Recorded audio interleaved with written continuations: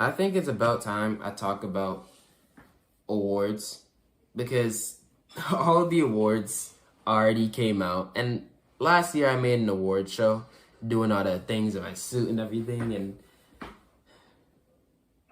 okay, yeah, we're just gonna get right in. You know what? Do you want me to get my suit? I could get my suit. Matter of fact, I'll be right back. A few moments later. Hey, you feel me? You came all suited up, you feel me? I just got this shirt. Don't worry about it. We here to talk about NBA awards. I had I can't talk. I had my own NBA award picks, you know, because I made them about 2 months ago, and I didn't release a video on them because, of course I didn't. Because, no, really, I was extremely busy over like the past month, so, you know. But I think I might as well talk about it now that we're here. I did finally decide on my MVP. But you know what? I'm not going to start with that, because what type of idiot starts with the MVP to start an award show video? Let me start with the Rookie of the Year.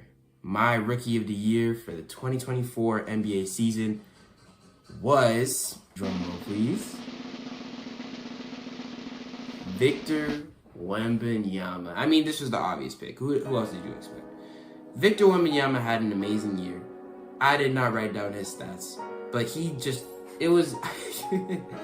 was undeniably the Rookie of the Year. He put up numbers. He showed us everything that we expected him to show us, because he's something else. He's the alien, as they call him. Like 7'4", 7'5". I have no idea, but huge, lanky, amazing. One of the best defenders in the NBA already as a rookie. He can shoot, finish near the basket, doing everything he needs to do. He was even playmaking a bit throughout the year, if I remember correctly. He had at least like one triple-double. The league is over for the league in a few years, man. When they give that man a real point guard, and man, it's over. It's so over. But yes, Victor Wembanyama is my Rookie of the Year. My runner-up was C.Holmgren. Nobody else was really in the conversation, but still, at the beginning of the year, people were like, "Is it Chet or Wemby?" I said it was Wemby, and throughout the year, Wemby just, that gap went from here to. So yeah, Victor Wembanyama is my Rookie of the Year. My Sixth Man of the Year for the 2023-24 NBA season was Malik Monk. And of course, this is like the obvious pick, because it's like Malik Monk is like one of the best six men in the NBA. He didn't play a single game. He didn't start a single game. But yeah, I don't really have much to say about this, to be honest. This might be a short video, because I don't really have much to say about each of these candidates. I didn't write down any of their stats. I just know Malik Monk had a really good season. Russell Westbrook, K.Leonard, and K.Johnson were three guys who I did consider to put in for the award, but Malik Monk was the best guy. So I'm not gonna go through these too quickly, but I might get through these pretty quickly because I don't really have much else to say about most of them at least. I mean, oh wait, no.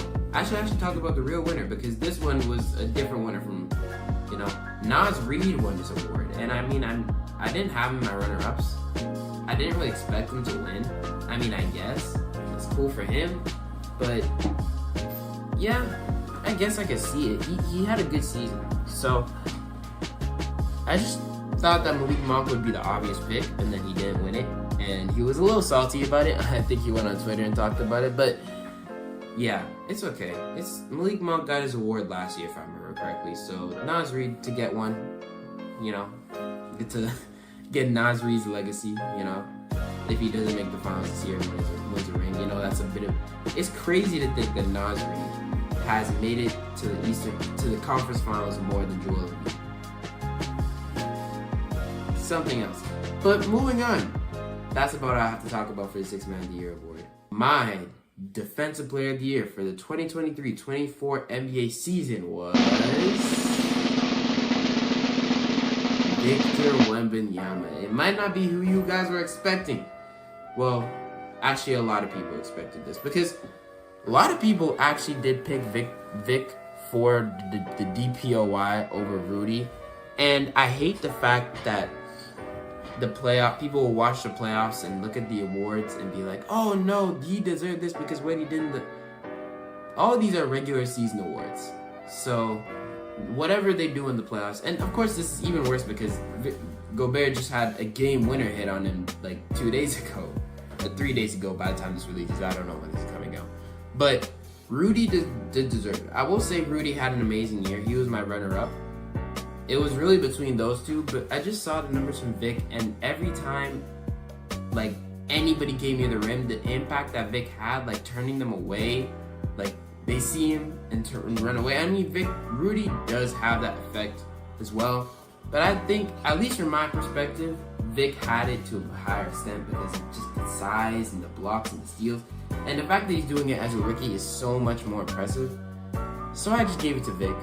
I liked his conversation. I liked his argument more. And Rudy did deserve it as well. 4-time DPOY, very impressive. Underratedly, one of the greatest defenders of all time. But we ain't gonna talk about that, I guess. He deserved it. He 100% deserved it. My most improved player for the 2023-24 season was T.Maxey. There's no conversation really to be had about this. Kobe White had a case at the end of the year, but I really need to talk about how good T.Maxey has been? I don't think so.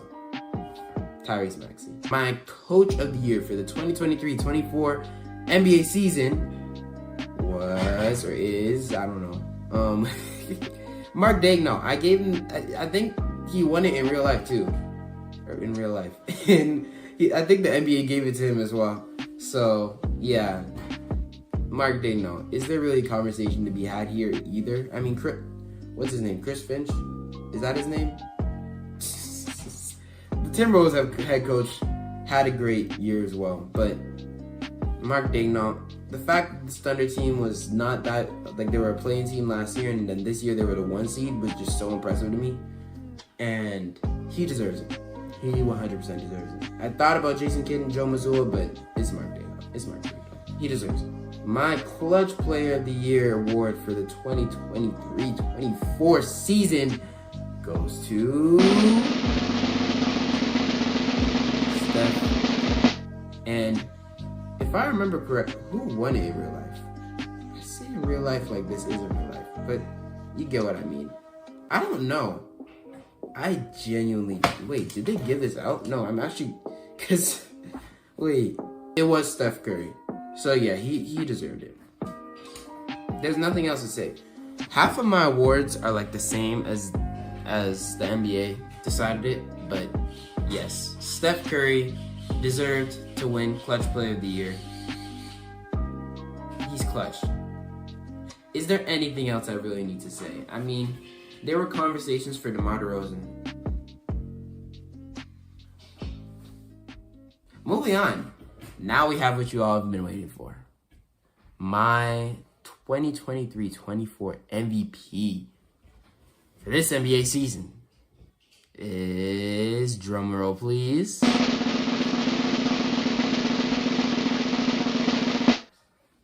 Nikola Jokic. And I made this decision before it was actually released to the public that he would actually win the award. Why did I make this decision, you may ask? I thought long and hard about this. There's even a video of me thinking long and hard about this. Is it in this corner? It's in one of these corners. There's a video where I thought long and hard about this. And my ultimate decision came down to Jokic and Luka. And I mean, Shea was very in that conversation as well, to be honest. So maybe even Shea, Luka, and Jokic. It was those three. Those three were the biggest candidates, and I saw all their cases. And from the regular season, from these three players, as the most valuable player in the entire league, I had to give it to Nikola Jokic. Of course, he's the best player in the league, but that's not exactly the reason why I chose him for this award. I chose him because when it comes to value, because I look at most valuable player award and I think, who is the most valuable player to their team's success this year? And I think the Thunder were a really good team, a really well-built team, young team, but still, Shea was there. He was doing great for them, and he led the team, obviously. But the team overall, Chet Holmgren, J-Dub, Giddy, Dort, Case and Wallace, they had a great team. And Shea just was that star, and he was really good. He definitely deserved MVP. I will say that. He definitely deserved MVP. Of anybody he definitely deserved MVP. And then you look at Luka. Luka had a great statistical year, and he probably had the best statistical year out of all three of these guys. But when it came to most valuable player, I don't think he deserved that, because he did obviously. Like if it wasn't for Jokic and Shea, I would definitely give him this award. But he was the 5 seed, and although he was still putting up historic numbers, he was still amazing all year. He was the 5 seed. So when it comes to most valuable player for the team's success, I don't know if I'd give it to him. I think I had to give it to Jokic, because when it comes to Shea and Jokic and team success, they were tied. The only reason Thunder got the 1 seed is because tiebreakers. So really, the team success was like barely a difference.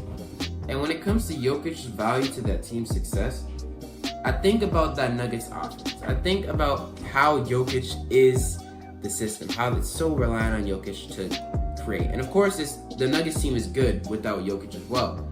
But really, Jokic is the driving force of that team.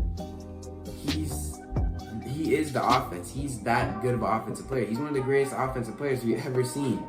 So when I think about it from that standpoint and how valuable he was to that team, he 100% deserved to win the MVP.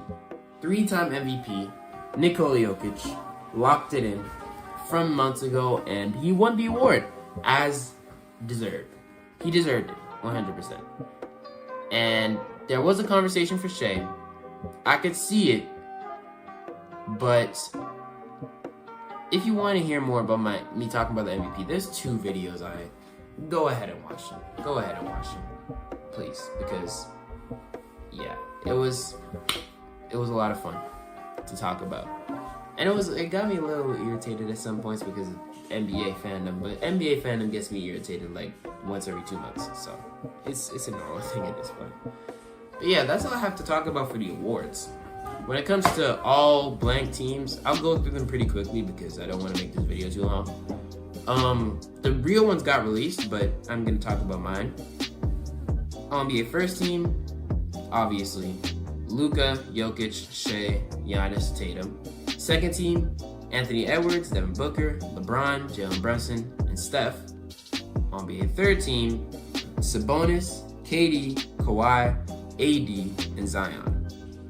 And you might be thinking Zion's a bit of an interesting pick, but I think he deserved it. Out of all these guys, I think the only differences I have from like the real life one, I keep saying that, is that I put Zion over Tyrese. Very interesting decision on my part, but honestly I think Zion was, when healthy, one of the best players in the world, and he still is, when healthy, one of the best players in the world. So I think he 100% deserved to be here. Jaylen Brown, Dame, and De'Aaron were also snubbed. When it came to De'Aaron, I had to pick between him and Sabonis, really, and I gave it to Sabonis. With Dame, a little bit of a disappointing season, but out of all the players, only how many guards made it on? No, most of my guards were on the second team because I had Ant, Booker, Jalen Brunson, and Curry. And then I also had Shea and Luka in the first team. But yeah, Dame, I could have put him in, but he didn't really. I think that Zion deserved it more than Dame, at least in my opinion. Jaylen Brown, he also got snubbed in real life, so I guess I feel like I'm pretty justified for that. And Tyrese, I don't know. I just wanted Zion I put Zion there. I made this list a very long time ago. So if I had to make it today, maybe do I put Zion over or do I put Tyrese over Zion or Jaylen Brown or Dame? I don't know, but I just think Zion deserved a little more recognition for how good of a season he had. When it comes to all defensive teams, the first team, I honestly thought it was still the guard and forward system. It wasn't, but I didn't know that. So, first team, Alex Caruso, Herb Jones, V.Wembanyama, Rudy Gobert, and Giannis. Second team, Derek White, Scotty Barnes, Chet Holmgren, Anthony Davis, Bam Adebayo. I did have Scotty Barnes as a guard because he did run shooting guard for some parts of the season and point guard, but whatever. Drew Holiday definitely was a snub, and he was on here in real life. And also OG Anunoby. Those two were the biggest snubs for me, but I just put in Chet, AD, and Bam because I think those three deserved it. And Giannis. Giannis made it in real life as well. But who didn't make it in real life? Who I put on here? Oh, yeah. So I put in Scotty for Drew. I don't think OG made it then. But yeah. Overall, I think I made the right decisions with this team. Caruso is one of the best defensive guys consistently every year, and it amazes me. But yeah, that's my all defensive teams. Not much else to say about that. I had Claxton and Brook Lopez as snubs and Shea as well, but whatever. You know, it's fine. All rookie teams. Honestly, I was a little surprised that Scoot didn't make it in real life. I mean, I know he had a slow start, but I was like, I put him on my all-rookie first team. Did he deserve to be on my all-rookie first team? Maybe not. But I thought I put him there. I think he had a great comeback in the second half of the season. So it was Vic, Chet, Jaime Jaquez, Brandon Miller, Scoot.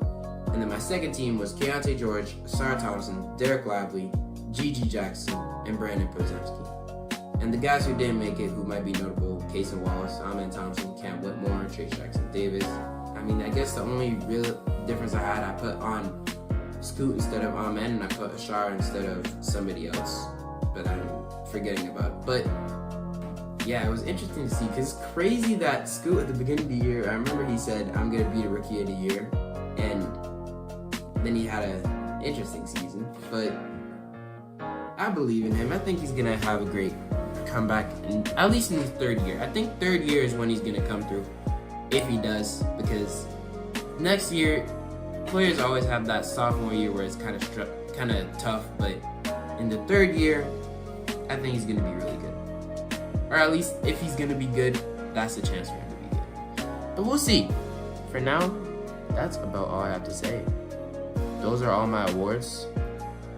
If you disagree with anything, let me know down below.